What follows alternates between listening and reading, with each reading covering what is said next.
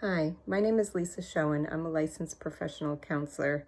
And just like many of you, I'm home with my two children trying to homeschool and also keep up helping clients from home, which is a very challenging thing, juggling homeschooling, parenting, keeping my kids quiet enough to even make videos like this or have a quiet space and a private space to talk with clients. But I'm recognizing that this is a time where we really need resources and tools. So given my limited time, I thought I'd kind of hop on here and share some of my wisdom and tools with anybody and everybody who needs them right now, because we are in a very strange time.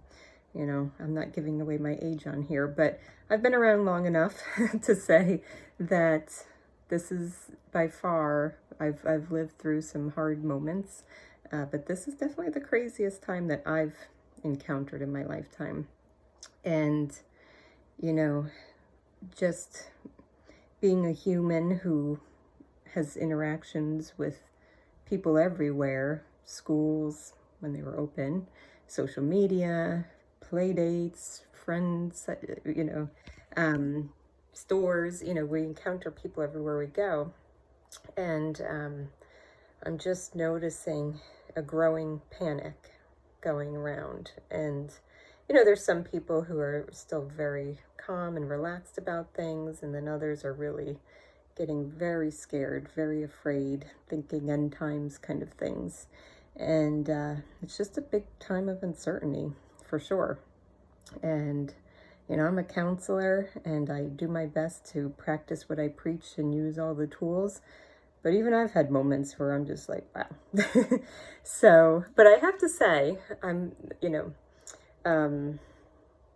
using the tools that I've learned along the way. Overall, I've been handling this pretty well, and I wanted to just kind of share some things. I might not put them all on one video. I might pass them on a little bit here and there, but just things that I have found helpful. Just interacting with the world. So one thing that I have done is I've been very boundaried with my conversations. Like, I've thought about, what am I okay listening to? What am I okay hearing? Or what is going to just feed into that panic and fear and that flight or fight or freeze mode? So, depending on the conversation, if it goes too far, you may want to just put some boundaries in place with people talking about, because that's all that you hear about right now is the coronavirus.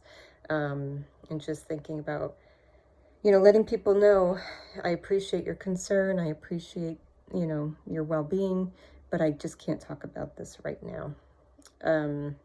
Another way to create a boundary is stay off social media, or limit social media, or maybe hide people who are the doomsday people that are just putting the fear into everyone. What I've been doing, I'm on social media myself, and on there, and also with some of my friends and family, I've, been posting like either inspirational or encouraging quotes or funny, silly memes to kind of like take the heaviness away from a very heavy situation. And I've been limiting my own social media. Like, I'll go on a little bit, but some people may need to just stay off altogether. It doesn't mean, I'm not saying stay in the dark and don't know what's happening in the world, but there's other ways to connect, which goes into another thing. Keep your connections going with people who are safe and encouraging and supportive. I'm a big lover of the WhatsApp.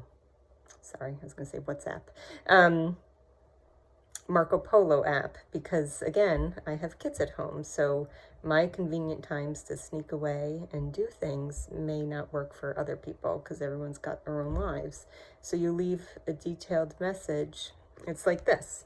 You can leave like an hour long message if you wanted to, and then the other person listens when it's convenient for them and responds back. And it's a great way to stay connected. Or having, phone calls with people, or texting just to check in. FaceTime. There's so many different ways to stay connected while staying off of like Facebook or even Instagram if it's just fear-mongering for you. Same with the news. I keep up with the happenings in this world, but I don't watch the news at all, to be honest, because I just feel like there's a lot of fear and panic that is spread that way. There are official sites where you can get accurate news and stay up to date. I encourage you to just stick to those and just keep the anxiety-provoking stuff to little to no exposure if possible. Another thing I do is I have playlists that I've created. I use Spotify, but I know there's lots of different ones, and I have different playlists for my life. Some are encouraging, kick butt, I'm gonna, overcome the world and hard things. Some, for me, I have, having a faith in a God or some kind of higher power, and having music that reflects that, and just tuning into that source and that protection and guidance is very helpful for me. And then I have some like fun, silly ones, and some go out and cry, all type of ones. But I really suggest, put together a playlist right now of songs that just remind you of your strength, your courage, your higher powers, guidance and protection, and play it on repeat as much as you need to. I'm a big person. I like a lot of quotes. So if I do use social media, like I have Facebook to kind of stay connected with the world, and then I use Instagram to really stay connected with inspirational, positive quotes that I save, the most special ones, to just kind of pull up and use as a guidance when I need. For me, as I mentioned, I do have a faith in a higher power, a God. So I read, it's called Jesus Calling, but any type can work, but just a daily reflection and connection to that higher power. And there's always prayer, meditation, prayer and meditation, big ones. Yoga meditation is very helpful. This time, if you depending on how you look at it, this can be a really, really awesome time for you. I know, some people, I know there's some people that are still going to work and in the trenches. My husband is one of them. And it's scary right now. But if you are stuck at home, use this time to do the stuff that we've always said, oh, if only I had more time, if only I could do this, if only, now's the time. I have kids at home, and so my me time is very limited. However, I've created a schedule, and I encourage, if you're home with kids, or even if you're not home with kids, like creating a schedule, a loose schedule that can be flexible, but like create a schedule and start the day before your kids even get up, if possible, to just take a little time for yourself and for good self-care. And then I have another chunk of the day, not a huge chunk, but a chunk enough for where we all just go to our own separate spaces, and that is my time for me. But if you have more than that, use it. Read, create, get creative. Another tool is when you keep your hands busy, it helps keep your mind busy. Do puzzles, do Sudoku, do crossword puzzles, write letters, connect with people. Back in the old school days, we used to write letters to each other. If we can't go outside, if you have pictures, or you can go online, like create draw pictures of places that you love visiting or safe places. Make a collage of all these places that we will see again. Just keeping yourself busy. Like, I ordered a couple of puzzles of like places I would love to go visit. I love the tropical places. So one had palm trees and water. Another one, I love water. So another one had water with a different kind of setting. And journaling. Journaling is huge. It helps to like take all of these thoughts and feelings and purge them out in a healthy way. So this is getting long, so I'm going to stop here. But I hope some of these ideas have helped, and feel free to pass this along and share it with as many people as you can, because I know, everything is shutting down and therapists are on high demand, and not everyone has the support that they need. And now is the time to really step it up and support one another and encourage each other. And so I just wanted to do my part in any way that I can with my limited resources at home. So anyway, I'm just sending everybody, just prayers, and just hope that everybody is taking the best care of themselves as they can. One last thing that just came to mind. It's a grounding technique. If you find your thoughts just racing and going and obsessing over all of these unknowns, there are like some good DBT skills, and one of them includes counting.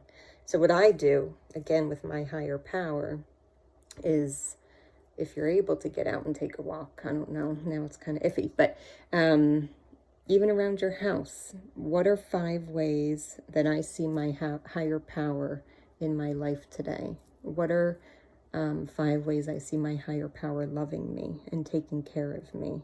And then you could even do, I'll do, what are 5 beautiful things that I see?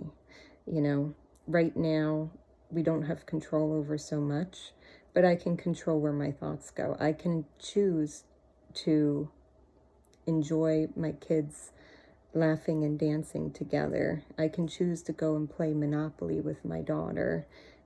There's some moments where there's fighting and arguing, because we're human, myself included.